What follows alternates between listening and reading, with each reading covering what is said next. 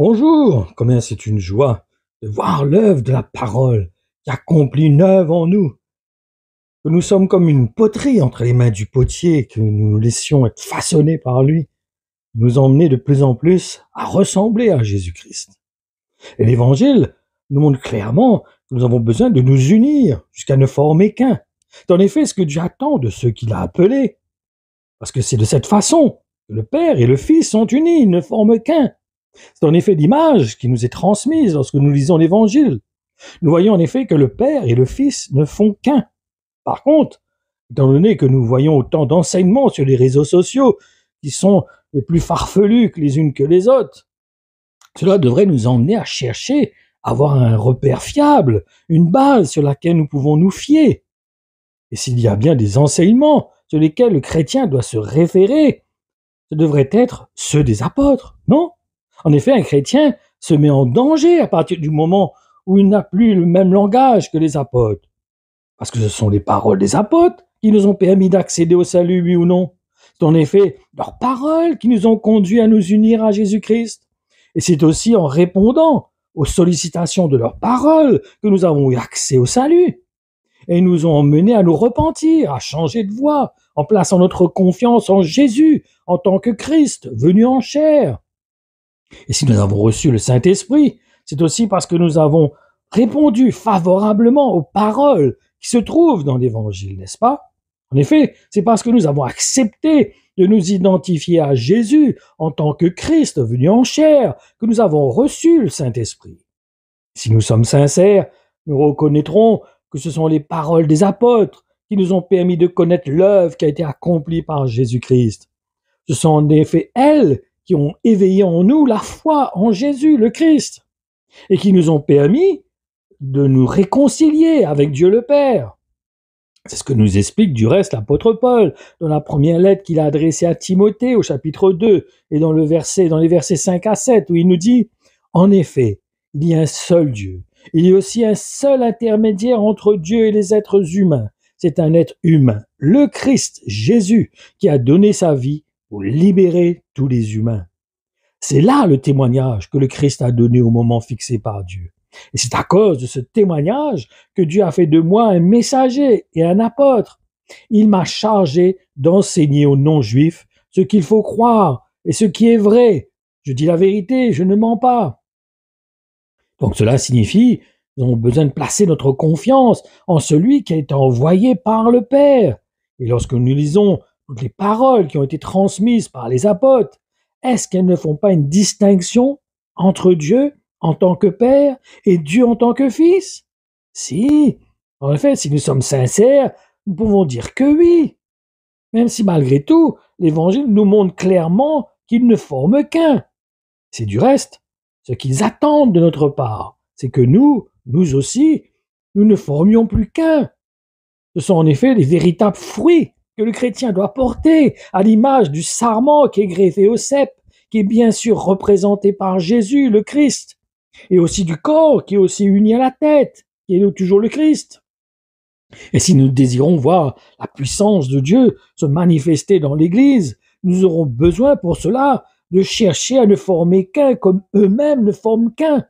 En effet, la condition sine qua non pour voir Dieu se manifester au milieu de nous. En effet, c'est le seul commandement que le Seigneur nous a laissé. Et c'est même la seule loi qui doit prévaloir au milieu de nous. Celle qui consiste à nous aimer les uns les autres, à l'image de l'amour qui unit le Père et le Fils.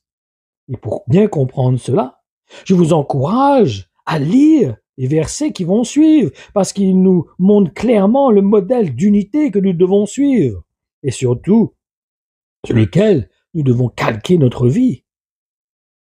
Et en premier, cela doit être concret, déjà entre nous et Jésus, en tant que Christ, à l'image du sarment qui est greffé au cep. Deuxièmement, au sein de notre couple, jusqu'à ne faire qu'une seule chair.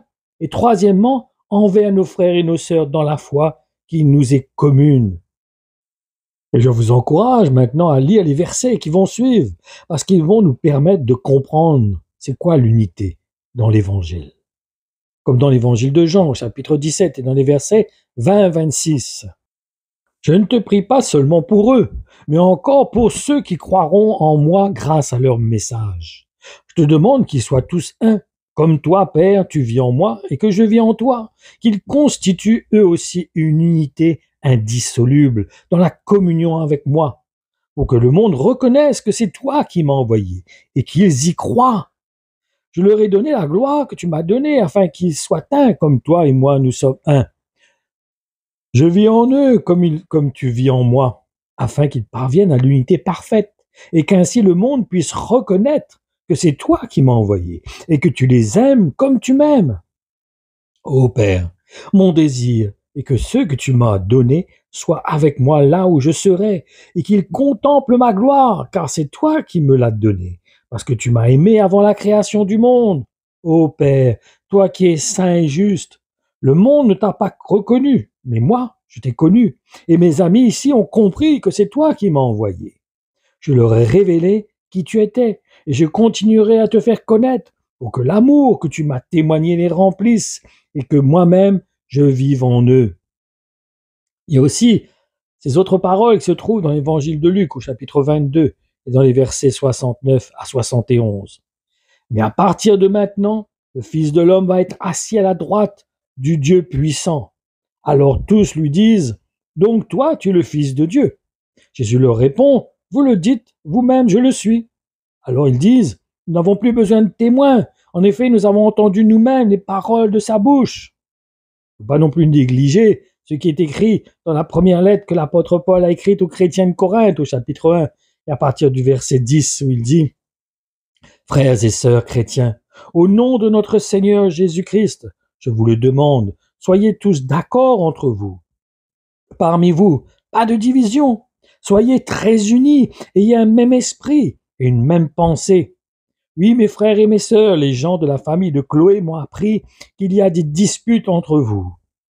Voici ce que je veux dire. Chacun de vous affirme des choses différentes. L'un dit, moi j'appartiens à Paul. L'autre dit, moi à Apollos. Un autre encore, moi j'appartiens à Pierre. Et un autre dit, moi au Christ. Est-ce que le Christ est divisé? Est-ce que c'est Paul qui a été cloué sur une croix pour vous? Est-ce que c'est au nom de Paul que vous avez été baptisés? Et je remercie Dieu parce que je n'ai baptisé aucun de vous, sauf Crispus et Gaius. Alors personne ne peut dire que vous avez été baptisés en mon nom, comme si vous appartenez à moi. Ah si, j'ai baptisé aussi la famille de Stéphanas. En tout cas, je ne crois pas avoir baptisé quelqu'un d'autre. Le Christ ne m'a pas envoyé baptiser, mais il m'a envoyé annoncer la bonne nouvelle sans me se servir des paroles de la sagesse humaine. Ainsi, la mort du Christ sur la croix ne perd pas son pouvoir. Oui, le message de la croix est une folie pour ceux qui perdent leur vie loin de Dieu. Et pour ceux que Dieu sauve, c'est-à-dire pour nous, il est puissance de Dieu. Dans les livres saints, on lit « Je détruirai la sagesse des sages et je rejetterai l'intelligence des gens intelligents. » Qu'est-ce que le sage peut dire encore? Et l'homme instruit. Et celui qui discute bien dans ce monde, qu'est-ce qu'ils peuvent dire encore? Dieu a montré que la sagesse de ce monde est une folie. En effet, le monde, avec sa sagesse, n'a pas reconnu Dieu en voyant la sagesse de Dieu. Alors Dieu a décidé de sauver ceux qui croient grâce au message que nous annonçons. Et ce message semble fou. Les Juifs demandent des signes étonnants. Et ceux qui ne sont pas Juifs cherchent la sagesse. Mais nous annonçons un Messie, le Fils de Dieu venu en chair, selon la postérité de David, cloué sur une croix. Les Juifs ne peuvent absolument pas accepter cela. Et ceux qui ne sont pas Juifs pensent que c'est une folie. Mais pour ceux que Dieu appelle, Juifs et non-Juifs, le Christ est la puissance de Dieu et la sagesse de Dieu. Oui, la folie de Dieu est bien plus sage que la sagesse des hommes. Et la faiblesse de Dieu est plus forte que la force des hommes. C'est lui qui vous a unis au Christ Jésus. Et le Christ est devenu pour nous la sagesse qui vient de Dieu. Par lui, Dieu nous rend justes. Il nous choisit pour lui et il nous libère du péché. Alors, comme les livres saints le disent, si quelqu'un veut se vanter, qu'il se vante à cause du Seigneur. Il est important aussi de lire ce qui était exprimé dans la lettre qui est adressée aux Philippiens, au chapitre 2, dans le verset 5 à 11, où il nous dit « Entre vous, conduisez-vous comme des gens unis au Christ Jésus. Lui, il est l'égal de Dieu parce qu'il est Dieu depuis toujours. Pourtant, cette égalité, il n'a pas cherché à la garder à tout prix pour lui. Mais tout ce qu'il avait, il l'a laissé. Il s'est fait serviteur. Il est devenu comme les hommes. Et tous voyaient que c'était bien un homme. Il s'est fait plus petit encore. Il a obéi jusqu'à la mort. Et il est mort sur une croix. C'est pourquoi Dieu l'a placé très haut. Et il lui a donné le nom qui est au-dessus de tous les noms. Alors, tous ceux qui sont dans le ciel, sur la terre et chez les morts tomberont à genoux quand ils entendront le nom de Jésus. Et tous reconnaîtront ceci, Jésus-Christ est le Seigneur, pour la gloire de Dieu le Père. C'est important de saisir toutes ces paroles. Et nous allons continuer. Il dit que tous les hommes honorent le Fils au même titre que le Père. Ne pas honorer le Fils, c'est ne pas honorer le Père qui l'a envoyé. C'est important de saisir tout cela. Et nous ne pouvons pas passer à côté des paroles qui sont exprimées maintenant par Jésus-Christ et qui sont relatées par l'apôtre Jean dans son évangile au chapitre 5 et à partir du verset 23. Il nous dit, « Oui, vraiment, je vous l'assure, celui qui écoute ce que je dis, qui place sa confiance dans le Père qui m'a envoyé, possède dès à présent la vie éternelle. Et il ne sera pas condamné, il est déjà passé de la mort à la vie. Oui, vraiment, je vous l'assure, l'heure vient, est déjà là, où les morts entendront la voix du Fils de Dieu. Et tous ceux qui l'auront entendu vivront. Pour moi, je ne peux rien faire de mon propre chef. Je juge seulement comme le Père me l'indique. Et mon verdict est juste, car je ne cherche pas à réaliser mes propres désirs, mais à faire la volonté de celui qui m'a envoyé. Paroles dans l'évangile de Jean, au chapitre 5, à partir du verset 23, comme je l'ai dit. Il faut lire encore ce qui est écrit dans l'évangile de Jean, au chapitre 10, et à partir du verset 29. Il est dit, « Mon Père qui me les a donnés est plus puissant que tous, et personne ne peut arracher qui que ce soit de la main de mon Père. Or, moi et le Père, nous ne faisons qu'un. » Alors Jésus leur dit, « Mon Père m'a rendu capable d'accomplir sous vos yeux beaucoup de bonnes actions. Pour laquelle voulez-vous me tuer à coups de pierre ?» Les Juifs répliquèrent, « Ce n'est pas pour une bonne action que nous voulons te tuer, c'est parce que tu blasphèmes. Bien que tu ne sois qu'un homme, tu veux te faire passer pour Dieu. Comment pouvez-vous m'accuser de blasphème, moi que le Père a choisi, consacré à son service et envoyé dans le monde, parce que j'ai dit, je suis le Fils de Dieu ?» Et si vous désirez être bien fondé sur cet enseignement qui concerne l'unité, je vous encourage pour cela à lire dans l'évangile de Jean toujours, mais maintenant, nous allons lire dans le chapitre 17, les versets 21 à 26. « Je te demande qu'ils soient tous un, comme toi, Père, tu vis en moi, et que je vis en toi, qui constituent, eux aussi, une unité indissoluble dans la communion avec moi, pour que le monde reconnaisse que c'est toi qui m'as envoyé et qu'ils y croient. Je leur ai donné la gloire que tu m'as donnée, afin qu'ils soient un, comme toi et moi nous sommes un. Je vis en eux, comme tu vis en moi, afin qu'ils parviennent à l'unité parfaite, et qu'ainsi le monde puisse reconnaître que c'est toi qui m'as envoyé, et que tu les aimes comme tu m'aimes. Ô Père, mon désir est que ceux que tu m'as donnés soient avec moi là où je serai, et qu'ils contemplent ma gloire, car c'est toi qui me l'as donné, parce que tu m'as aimé avant la création du monde. Ô Père, toi qui es saint et juste, le monde ne t'a pas reconnu, mais moi je t'ai connu, et mes amis ici ont compris que c'est toi qui m'as envoyé. Je leur ai révélé que tu étais ce que tu étais, et je continuerai à te faire connaître, pour que l'amour que tu m'as témoigné les remplisse, et que moi-même je vive en eux. Et pour la fin, c'est bon de lire encore une fois dans l'évangile de Jean ce qui est écrit dans le chapitre 14, et à partir du verset 10. Il nous dit ceci. Je vis dans le Père et le Père vit en moi. Tu ne crois pas cela? Les paroles que je vous dis ne viennent pas de moi, mais le Père habite en moi et c'est lui qui agit. Croyez-moi quand je vous dis, je vis dans le Père et le Père vit en moi, sinon croyez au moins à cause de mes actions. Oui, je vous le dis, c'est la vérité. Si quelqu'un croit en moi, il fera lui aussi les actions que je fais. Cette personne fera même des actions encore plus grandes parce que je vais près du Père.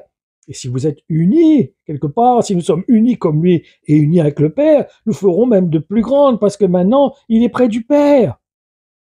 Donc, tout ce que vous demanderez en mon nom, je le ferai. De cette façon, le Fils montrera la gloire du Père.